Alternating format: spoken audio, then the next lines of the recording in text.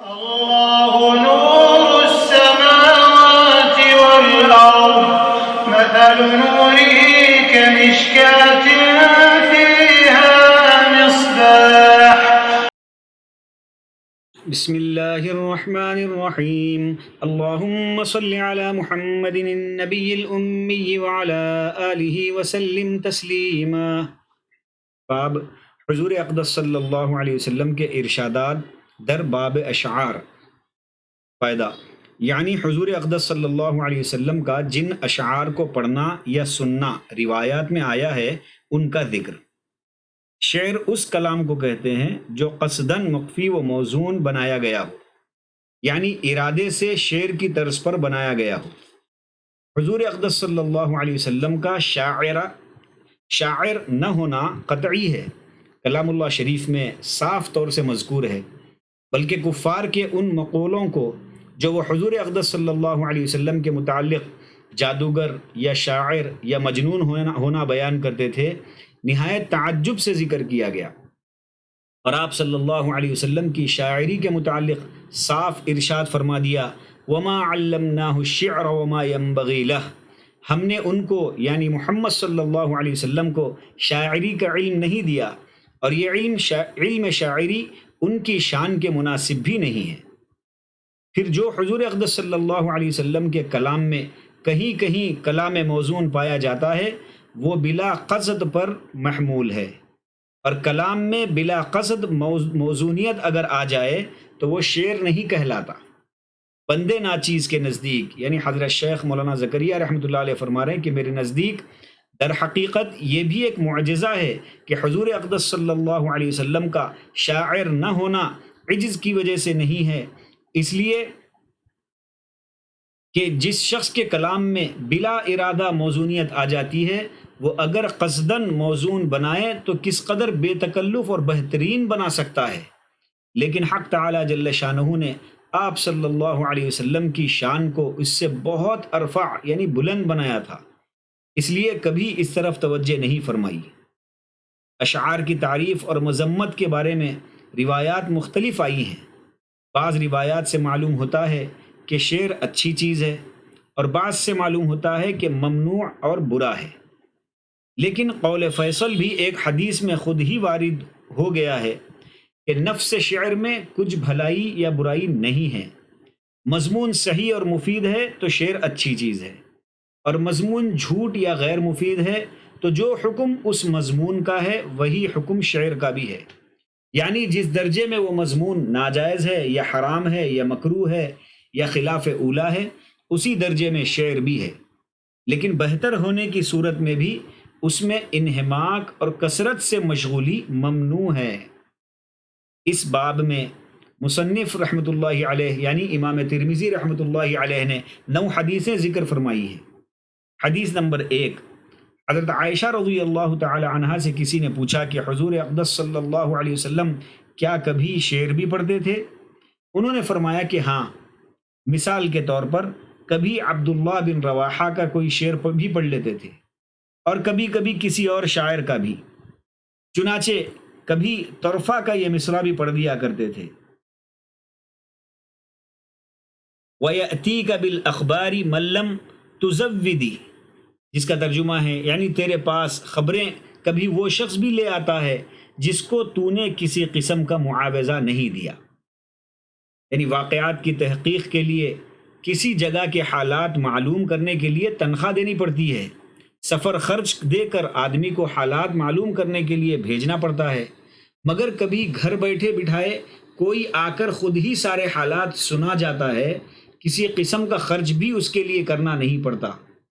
بعض علماء نے لکھا ہے کہ یہ حضور اقدس صلی اللہ علیہ وسلم نے اپنی مثال ارشاد فرمائی کہ بلا کسی اجرت اور معاوضے کے گھر بیٹھے جنت، دوزخ، آخرت، قیامت، پچھلے انبیاء علیہم السلام کے حالات اور آئندہ آنے والے واقعات سناتا ہوں، پھر بھی یہ کافر قدر نہیں کرتے. اس حدیث میں 2 شاعروں کا ذکر ہے. حضرت عبداللہ بن رواحہ رضی اللہ عنہ تو مشہور صحابی ہیں، حضور اقدس صلی اللہ علیہ وسلم کی ہجرت سے پہلے ہی مسلمان ہو گئے تھے، اور حضور صلی اللہ علیہ وسلم کے سامنے ہی غزوہ موتا میں شہید ہو گئے تھے. طرفہ ایک عرب کا مشہور شاعر ہے، ادب کی مشہور کتاب سبع معلقہ اور دوسرا معلقہ اسی کا ہے، اس نے اسلام کا زمانہ نہیں پایا۔ حدیث نمبر 2، حضرت ابو ہریرہ رضی اللہ تعالی عنہ کہتے ہیں کہ حضور اقدس صلی اللہ علیہ وسلم نے ارشاد فرمایا کہ سب سے زیادہ سچا کلمہ جو کسی شاعر نے کہا وہ لبید بن ربیعہ کا یہ کلمہ ہے، الکل شیء ما خلق اللہ باطل وکاد امیۃ بن ابی صلت ان یسلم، یعنی آگاہ ہو جاؤ اللہ جل شانہ کے سوا دنیا کی ہر چیز فانی ہے، اور امیہ بن ابی صلت قریب تھا کہ اسلام لے آئے۔ فائدہ، لبید ایک مشہور شاعر تھا، لیکن مسلمان ہونے کے بعد سے شعر کہنا چھوڑ دیا تھا۔ یہ کہتے تھے کہ مجھے حق تعالی جل شانہ نے اشعار کا نعم البدل عطا فرما دیا۔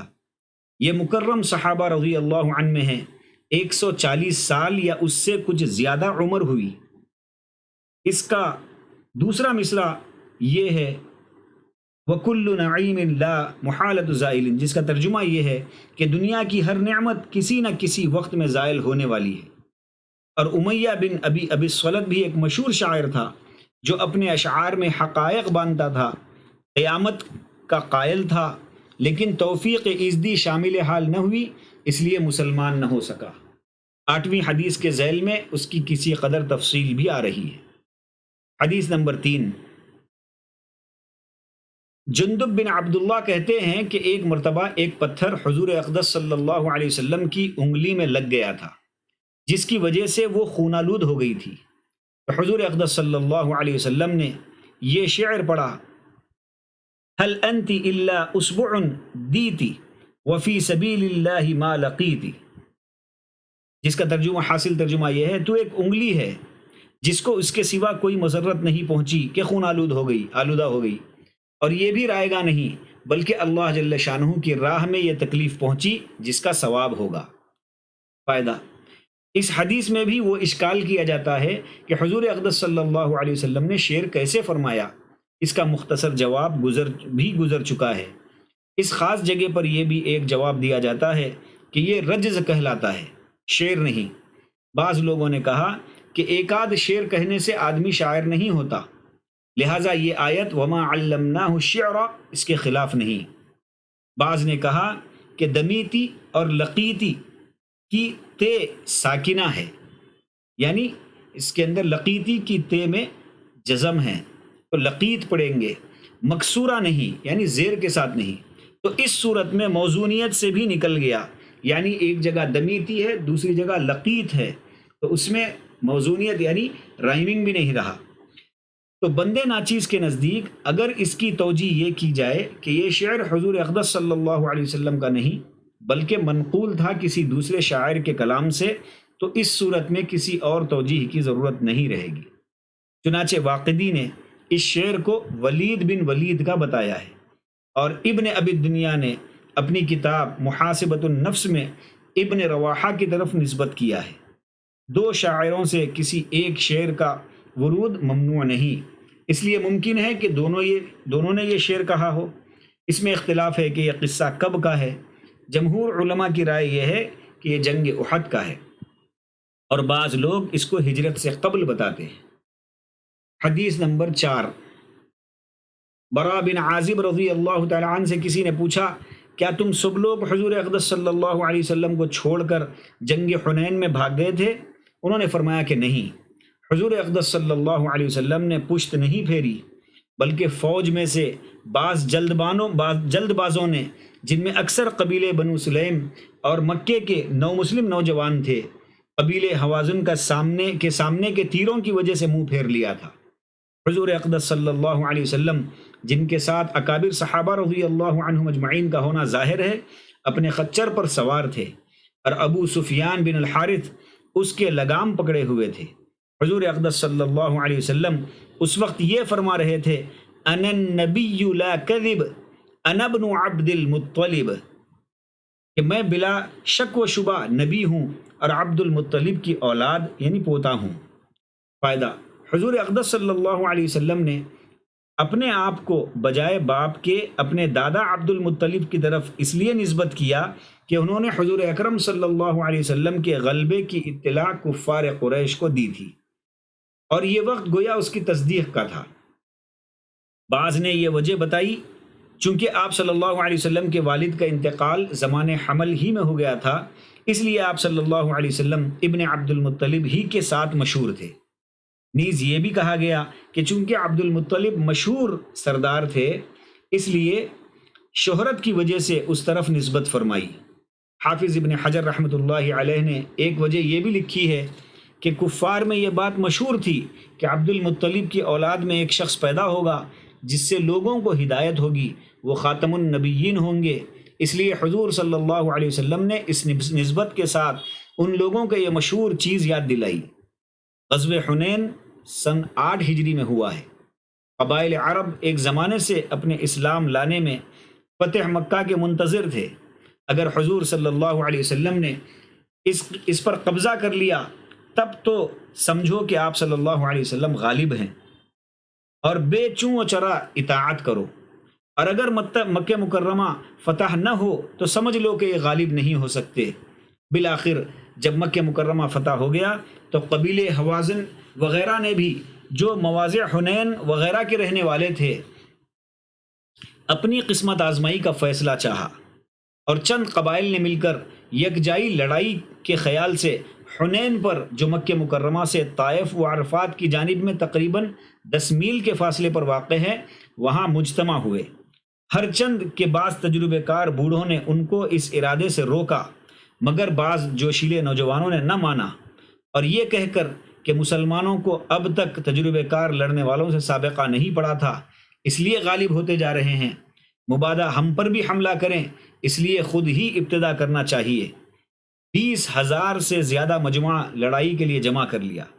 حضور صلی اللہ علیہ وسلم کو جب اس کا علم ہوا تو 10-12 ہزار کا مجموعہ، جس میں مہاجرین و انصار اور فتح مکہ کے نو مسلم شریک تھے، نیز ایک جماعت کفار مکہ کی بھی شریک تھی جو ابھی تک مسلمان نہیں ہوئی تھی۔ ان میں سے بعض لوگ مال غنیمت کے لالچ سے شریک ہوئے تھے، اور بعض لوگ محض لڑائی کا نظارہ دیکھنے گئے تھے۔ حضور اکرم صلی اللہ علیہ وسلم اس لشکر کے ساتھ 9 شوال سن 8 ہجری کو حنین کی جانب روانہ ہوئے۔ مسلمانوں کو حنین تک پہنچنے کے لیے ایک نہایت تنگ گھاٹی سے گزرنا پڑا تھا۔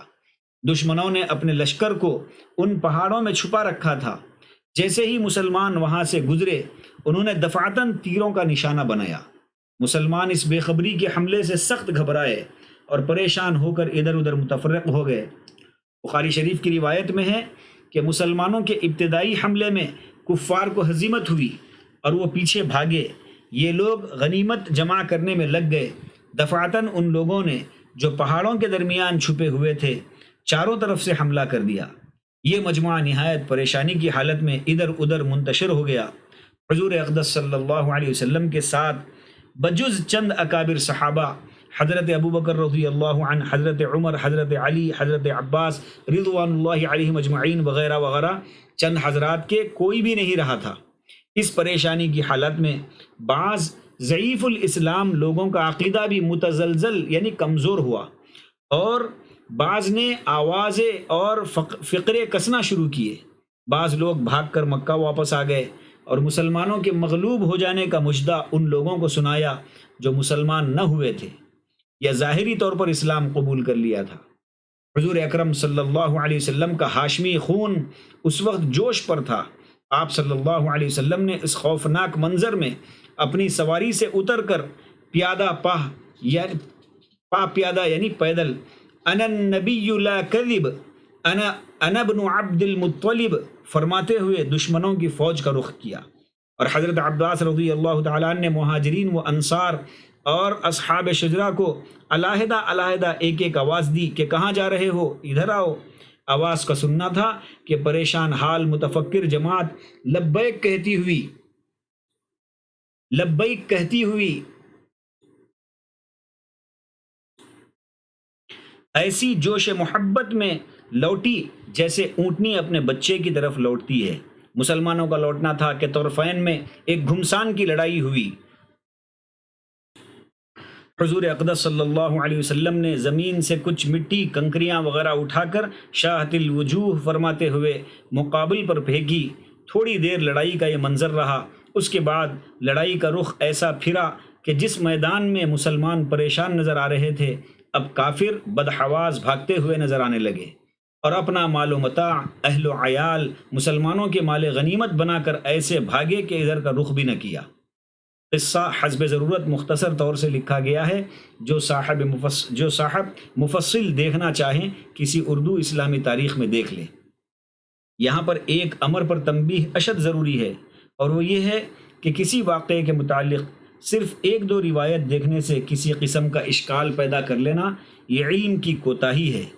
کسی ایک دو حدیث میں اکثر واقعے کی پوری تفصیل نہ آ سکتی ہے، نہ مقصود ہوتی ہے۔ ہر واقعے کے متعلق اگر کوئی رائے قائم کرنا ہو تو جب تک اس واقعے کے پورے حالات سامنے نہ ہو، رائے زنی بے محل ہے۔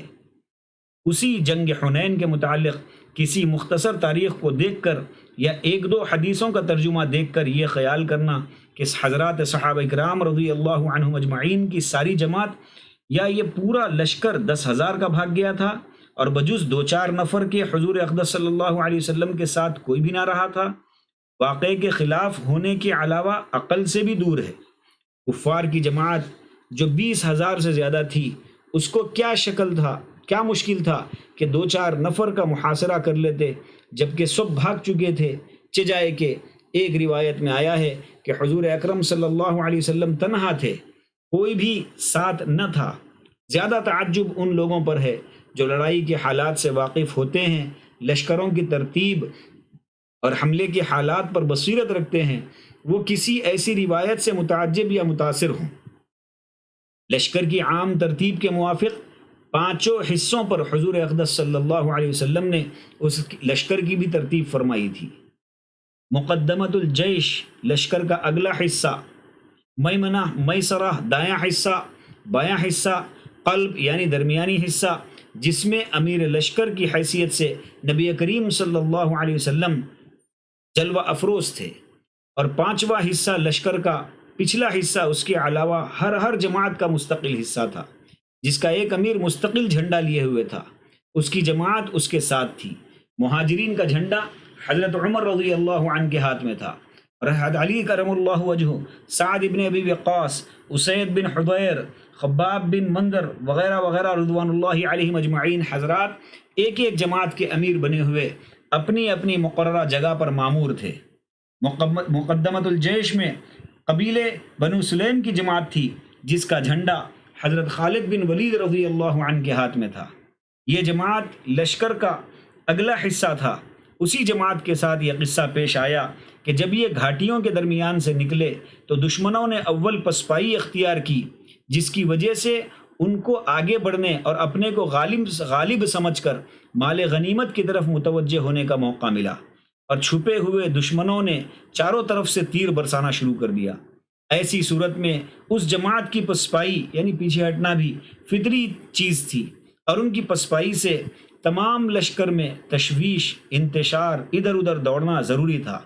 لیکن اس کا مطلب یہ لینا کہ سارا ہی لشکر بھاگ گیا تھا پورے حالات پر نظر نہ ہونے کی وجہ سے۔ چنانچہ عبد الرحمن ایک شخص کا بیان نقل کرتے ہیں جو اس وقت کافر تھا کہ ہم نے جب مسلمانوں پر حنین میں حملہ کیا اور ان کو پیچھے ہٹانا شروع کیا تو وہ ہمارے مقابلے کی تاب نہ لا سکے اور پیچھے ہٹتے رہے۔ ہم لوگ ان کا تعاقب کرتے رہے اور آگے بڑھتے رہے۔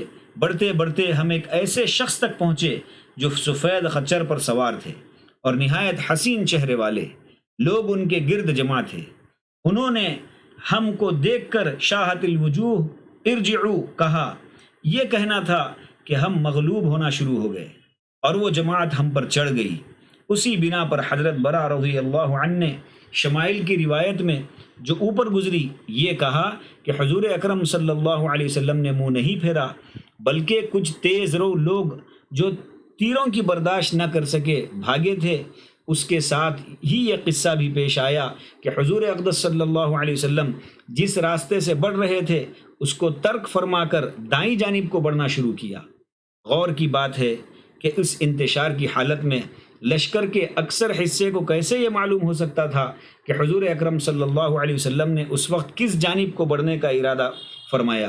ایسی حالت میں حضور صلی اللہ علیہ وسلم کے قریب ایک وقت میں 100 آدمیوں کا رہ جانا، جیسا کہ ایک روایت میں وارد ہے، اور ایک موقع پر 80 کا رہ جانا، جیسا کہ دوسری روایت میں وارد ہے، حتیٰ کہ جب حضور اقدس صلی اللہ علیہ وسلم نے خچر کو تیزی سے بڑھایا تو سامنے سے لوگ ہٹتے رہے اور صرف 12 آدمی رہ گئے، اور اس کے بعد صرف وہ 4 شخص رہ گئے جو خچر کی باگ اور رکاب تھامے ہوئے تھے۔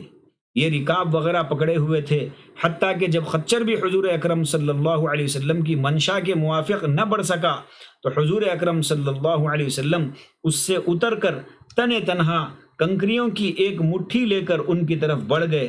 یہی وقت ہے جس کو بخاری شریف کی روایت میں اس سے تعبیر کیا کہ حضور صلی اللہ علیہ وسلم تنہا تھے، کوئی بھی ساتھ نہ تھا۔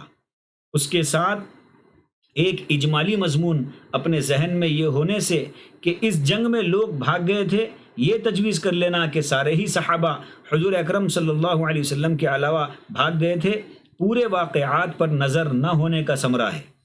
چونکہ پورے لشکر میں انتشار تھا اور یقیناً بہت سے لوگ بھاگ بھی رہے تھے، بلکہ بعض لوگ اس ہزیمت سے خوش بھی ہو رہے تھے، جیسا کہ مفصل واقعات میں مذکور ہے۔ ایک کو دوسرے کی خبر نہ تھی، جیسا کہ انتشار کے وقت کا لازمی نتیجہ ہے۔ اس لیے حضور اکرم صلی اللہ علیہ وسلم نے حضرت عباس رضی اللہ تعالیٰ عنہ سے، جو نہایت بلند آواز تھے، لوگوں کو آوازیں دلوائیں، اور مہاجرین، انصار، اصحاب شجرہ وغیرہ جماعتوں کو علیحدہ آواز دلائی، جس کے سننے پر وہ سب پھر حضور اقدس صلی اللہ علیہ وسلم کے گرد جمع ہو گئے، اور دوسرے حملے میں میدان مسلمانوں کے ہاتھ تھا۔ بہرحال اس مضمون میں کہ حضور اقدس صلی اللہ علیہ وسلم کے ساتھ اس وقت کتنے آدمی تھے، مختلف روایتیں ہیں، اور ہر روایت اپنے اپنے موقع پر چسپاں ہیں۔ حتیٰ کہ صحیح بخاری کی روایت ہے کہ حضور اکرم صلی اللہ علیہ وسلم تنہا تھے، کوئی ساتھ نہ تھا۔ یہ بھی اپنی جگہ پر صحیح ہے کہ جب حضور اکرم صلی اللہ علیہ وسلم نے خچر سے اتر کر آگے بڑھ کر ان پر کنکریاں یا مٹی پھینکی تو سب ہی اس وقت پیچھے رہ گئے تھے، اور حضور اکرم صلی اللہ علیہ وسلم تنہا بڑھے چلے جا رہے تھے۔ لیکن کسی روایت میں بھی یہ نہیں ہے کہ جتنے کسی وقت حضور اکرم صلی اللہ علیہ وسلم کے قریب تھے ان کے علاوہ باقی سب ہی بھاگ گئے تھے۔ حدیث نمبر 5، حضرت انس رضی اللہ تعالی عنہ فرماتے ہیں کہ جب حضور اقدس صلی اللہ علیہ وسلم عمرۃ القضاء کے لیے مکہ مکرمہ تشریف لے گئے تو عبداللہ بن رواحہ اپنی گردن میں تلوار ڈالے ہوئے حضور اقدس صلی اللہ علیہ وسلم کی اونٹنی کی مہار پکڑے ہوئے آگے آگے چل رہے تھے، اور یہ اشعار پڑھ رہے تھے: خلوا بنی الکفار عن سبیلہ اليوم نضربکم علی تنزیلہ ضربا یزیل الہام عن مقیلہ ویذہل الخلیل عن خلیلہ، جس کا ترجمہ یہ ہے کہ اے کافر زادو ہٹو، آپ صلی اللہ علیہ وسلم کا راستہ چھوڑو۔ آج حضور اقدس صلی اللہ علیہ وسلم کے مکہ مکرمہ آنے سے روک دینے پر، جیسا کہ تم گزشتہ سال کر چکے ہو، ہم تم لوگوں کی ایسی خبر لیں گے کہ کھوپڑیوں کو تن سے جدا کر دیں گے اور دوست کو دوست سے بھلا دیں گے۔ حضرت عمر رضی اللہ تعالی عنہ نے ابن رواحہ کو روکا کہ اللہ کے حرم میں اور حضور اقدس صلی اللہ علیہ وسلم کے سامنے شعر پڑھتے جا رہے ہو۔ حضور اکرم صلی اللہ علیہ وسلم نے ارشاد فرمایا کہ عمر رضی اللہ عنہ، روکو مت، یہ اشعار ان پر اثر کرنے میں تیر برسانے سے زیادہ سخت ہیں۔ فائدہ: سن 6 ہجری میں حضور اقدس صلی اللہ علیہ وسلم نے عمرے کا ارادہ فرمایا تھا، لیکن کفار مکہ نے حضور اکرم صلی اللہ علیہ وسلم کو موضوع حدیبیہ میں روک دیا تھا۔ اس وقت جو شرائط فریقین میں ٹھہرے تھے ان میں یہ بھی تھا کہ آئندہ سال آ کر اپنا عمرہ پورا کر لیں۔ اس معاہدے کی بنا پر ذی قعدہ 7 ہجری میں حضور اقدس صلی اللہ علیہ وسلم نے عمرے کا ارادہ فرمایا۔ یہ عمرہ حنفیہ کے نزدیک پہلے عمرے کی قضا ہے، اور اس عمرے کا نام عمرۃ القضاء ہونا بھی حنفیہ ہی کی تائید کرتا ہے۔ بعض ائمہ شافعیہ وغیرہ کا اس میں خلاف ہے، اس کی بحث شروع حدیث میں مفصل مذکور ہے۔ اسی سفر میں حضور اقدس صلی اللہ علیہ وسلم نے حضرت میمونہ رضی اللہ تعالی عنہا سے نکاح کیا اور باعزت و شوکت عمرہ سے فراغت فرما کر حسب قرارداد 3 دن مکہ مکرمہ میں قیام فرمایا اور پھر مدینہ منورہ کو واپس ہو گئی۔ حضرت عمر رضی اللہ عنہ نے حضور اکرم صلی اللہ علیہ وسلم کے ادب اور حرم کے احترام کی رعایت سے ابن رواحہ کو منع فرمایا، لیکن حضور اقدس صلی اللہ علیہ وسلم نے مقامی اور وقتی مصلحت سے کہ اشعار بھی لسانی یعنی زبانی جہاد ہے، اس کو باقی رکھا۔ ایک حدیث میں آیا ہے کہ حضرت کعب رضی اللہ عنہ نے حضور اکرم صلی اللہ علیہ وسلم سے عرض کیا کہ حق تعالی جل شانہ نے قرآن پاک میں شعر کی مذمت نازل فرمائی، تو حضور اکرم صلی اللہ علیہ وسلم نے ارشاد فرمایا کہ مومن تلوار سے بھی جہاد کرتا ہے اور زبان سے بھی، اور یہ زبانی جہاد بھی ایسا ہی ہے گویا کہ تم تیر برسا رہے ہو۔ ان حدیث سے معلوم ہوا کہ اشعار بھی جہاد کے حکم میں ہیں، مگر شرائط اور قواعد کی رعایت جیسا کہ اس جہاد میں ضروری ہے اس میں بھی ہے۔ حدیث نمبر 6، حضرت جابر بن سمرہ رضی اللہ تعالی عنہ کہتے ہیں کہ میں حضور اقدس صلی اللہ علیہ وسلم کی خدمت میں 100 مجلسوں سے زیادہ بیٹھا ہوں، جن میں صحابہ رضی اللہ عنہم اشعار پڑھتے تھے اور جاہلیت کے زمانے کے قصے قصائص نقل فرماتے تھے۔ حضور اقدس صلی اللہ علیہ وسلم ان کو روکتے نہیں تھے، خاموشی سے سنتے تھے، بلکہ کبھی کبھی ان کے ساتھ ہنسنے میں شرکت فرماتے تھے۔ فائدہ، یعنی ان تذکروں میں کوئی ہنسی کی بات ہوتی تو حضور اکرم صلی اللہ علیہ وسلم بھی تبسم فرماتے، جس سے معلوم ہوا کہ وہ سکوت اور خاموشی ناراضی یا گرانی سے نہ تھی بلکہ توجہ باطنی کی وجہ سے ہوتی تھی۔ اس لیے کوئی بات ایسی ہوتی تو حضور اکرم صلی اللہ علیہ وسلم بھی تبسم فرماتے۔ حضرت زید بن ثابت کاتب وحی فرماتے ہیں کہ میں حضور اکرم صلی اللہ علیہ وسلم کے پڑوس میں رہتا تھا، جب وحی نازل ہوتی تو مجھے طلب فرما کر اس کو لکھوا دیا کرتے تھے۔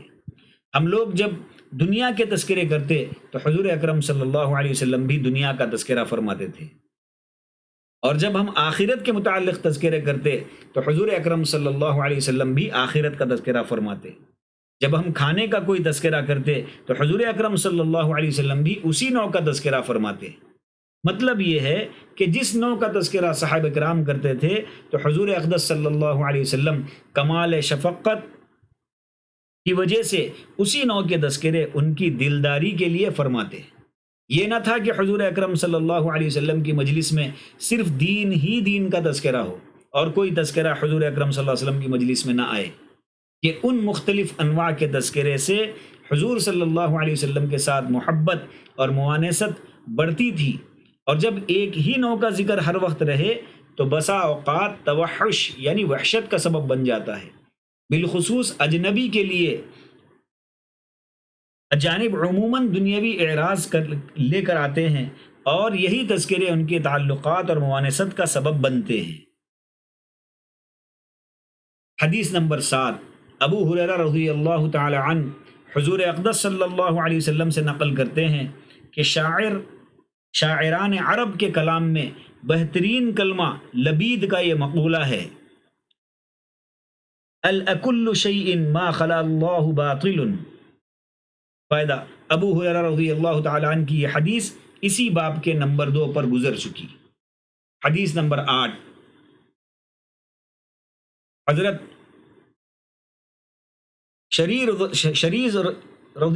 شرید رضی اللہ تعالیٰ عنہ کہتے ہیں کہ میں ایک مرتبہ حضور اقدس صلی اللہ علیہ وسلم کے ساتھ سواری پر آپ صلی اللہ علیہ وسلم کے پیچھے بیٹھا ہوا تھا۔ اس وقت میں نے حضور صلی اللہ علیہ وسلم کو امیہ کے 100 شعر سنائے۔ ہر شعر پر حضور صلی اللہ علیہ وسلم ارشاد فرماتے تھے کہ اور سناؤ۔ اخیر میں حضور صلی اللہ علیہ وسلم نے ارشاد فرمایا اس کا اسلام لے آنا بہت ہی قریب تھا۔ فائدہ، اس کی پہلے وجہ گزر چکی کہ اس کے اشعار میں توحید، اعتراف قیامت وغیرہ امور حقہ اور نصائح زیادہ ہوتے تھے، یعنی حق والی باتیں اور نصیحتیں زیادہ ہوتی تھی۔ یہی وجہ حضور اقدس صلی اللہ علیہ وسلم کے سننے کی تھی، اور یہی وجہ اس کے قریب عن الاسلام ہونے کی تھی۔ بعض علماء نے نقل کیا ہے کہ حضور اکرم صلی اللہ علیہ وسلم کا یہ ارشاد اس شعر پر تھا کہ اے ہمارے رب، آپ ہی کے لیے سب تعریفیں ہیں، اور آپ ہی کی ملک تمام نعمتیں ہیں، اور آپ ہی کے لیے سب فضیلتیں ہیں، نہ آپ سے زیادہ کوئی تعریف کے قابل ہے، نہ آپ سے زیادہ کوئی بڑائی والا ہے۔ حدیث نمبر 9، حضرت عائشہ رضی اللہ تعالی عنہ فرماتی ہیں کہ حضور اقدس صلی اللہ علیہ وسلم حسان بن ثابت رضی اللہ عنہ کے لیے مسجد میں ممبر رکھایا کرتے تھے تاکہ اس پر کھڑے ہو کر حضور صلی اللہ علیہ وسلم کی طرف سے مفاخرہ کریں، یعنی حضور اقدس صلی اللہ علیہ وسلم کی تعریف میں فخریہ اشعار پڑھیں، یا حضور اقدس صلی اللہ علیہ وسلم کی طرف سے مدافعت کریں، یعنی ڈیفینڈ کریں، یعنی کفار کے الزامات کا جواب دیں۔ یہ شک کے راوی ہے، اور حضور اکرم صلی اللہ علیہ وسلم یہ بھی فرماتے تھے کہ حق تعالی جل شانہ روح القدس سے حسان رضی اللہ عنہ کی امداد فرماتے ہیں جب تک کہ وہ دین کی امداد کرتے ہیں۔ فائدہ: جہاد ہر وقت اور ہر زمانے میں مختلف انواع سے ہوتا ہے۔ حضور اقدس صلی اللہ علیہ وسلم کے زمانے میں ایک جہاد سیفی تھا کہ تلوار سے باہم فیصلہ ہو جائے، دوسرا جہاد لسانی تھا کہ وقتیہ اشعار و قصائد پڑھے جائیں، اور ان اشعار میں مقابلے ہوتے تھے، اپنے فخر کے واقعات ذکر کیے جاتے تھے، جیسا کہ آج کل مناظروں کا طرز ہے۔ ایک مرتبہ بنو تمیم کا وفد آیا، ان کے ساتھ ان کا شاعر اقرع بھی تھا۔ انہوں نے آ کر حضور اکرم صلی اللہ علیہ وسلم کو مناظرانہ دعوت اشعار اور فخریہ مضامین بیان کرنے کی دی۔ حضور اکرم صلی اللہ علیہ وسلم نے ارشاد فرمایا کہ میری بعثت نہ تو اشعار کے لیے ہے نہ فخر کے لیے، تاہم یہ مناظرہ بھی کر لو۔ اول ان کا مقرر کھڑا ہوا تو حضور اکرم صلی اللہ علیہ وسلم نے حضرت ثابت بن قیس رضی اللہ عنہ کو حکم فرمایا کہ مقابل پر تقریر کریں۔ اس کے بعد ان کا شاعر کھڑا ہوا، جس کے جواب کے لیے حضور اقدس صلی اللہ علیہ وسلم نے حضرت حسان رضی اللہ عنہ کو حکم فرمایا۔ دونوں مناظروں میں مسلمانوں کو غلبہ رہا، اور سب سے اول ان کا شاعر مسلمان ہوا۔ غرض اشعار کا مقابلہ اس وقت کا عام دستور تھا، اور یہ اشعار کثرت سے نقل کیے جاتے تھے، اور یہ اشعار ان پر مؤثر بھی ہوتے تھے۔ چنانچہ اسی باب کی 5ویں حدیث میں یہ مضمون گزر چکا کہ مسلم شریف میں بروایت حضرت عائشہ رضی اللہ عنہا حضور اکرم صلی اللہ علیہ وسلم کا یہ ارشاد وارد ہوا ہے کہ ہجو قریش کے لیے تیر برسانے سے زیادہ نافع ہے۔ مشکات شریف میں استیعاب سے نقل کیا ہے کہ حضرت کعب رضی اللہ عنہ نے حضور اکرم صلی اللہ علیہ وسلم سے اشعار کے بارے میں استمزاج کیا تو آپ صلی اللہ علیہ وسلم نے ارشاد فرمایا کہ مومن اپنی تلوار سے بھی جہاد کرتا ہے اور زبان سے بھی۔ اس قصے کی ایک روایت میں ہے کہ واللہ یہ اشعار ان پر ایسے جا کر لگتے ہیں جیسے تیر۔ اللہ سبحانہ وتعالی ہم تمام کو دین کی صحیح سمجھ نصیب فرمائے، نبی پاک صلی اللہ علیہ وسلم کی سنتوں پر چلتے ہوئے زندگی گزارنے کی توفیق نصیب فرمائے، اور آپ صلی اللہ علیہ وسلم کے دست مبارک سے حوض کوثر سے جام کوثر نصیب فرمائے۔ نبی پاک صلی اللہ علیہ وسلم کا ہم تمام کو آخرت کی ہمیشہ کی زندگی میں پڑوس نصیب فرمائے۔ وآخر دعوانا ان الحمد للہ رب العالمین۔